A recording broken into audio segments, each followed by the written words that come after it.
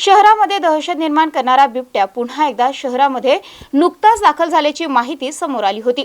त्यानंतर केम्ब्रिज सावंगी रस्त्याच्या परिसरामध्ये आढळलेले ठसे सोडता बाकी कलाग्राम आणि हिरापूर भागामध्ये बिबट्या दिसल्याची निव्वळ अफवा असून एका व्हॉट्सअप मेसेजवरून गोंधळ उडाला होता। पाहूयात।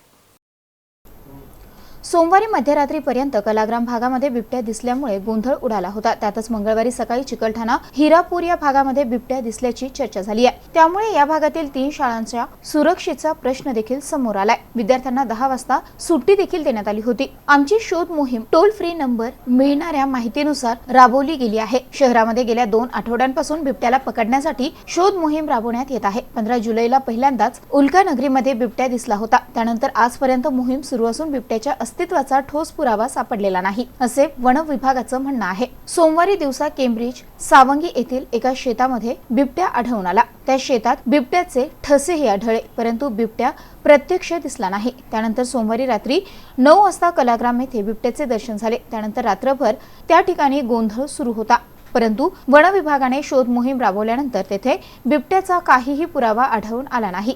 शहरामध्ये बिबट्याचे वास्तव्य राहिले नसून तो पळशी पीरवाडीच्या डोंगरावर गेला असल्याचे वन विभागाकडून सांगण्यात आले आहे। मात्र नागरिकांच्या मतानुसार बिबट्या शहरामध्येच असल्याचं सांगण्यात येत आहे। यामुळे बिबट्या प्रकरणात संभ्रम कायम आहे।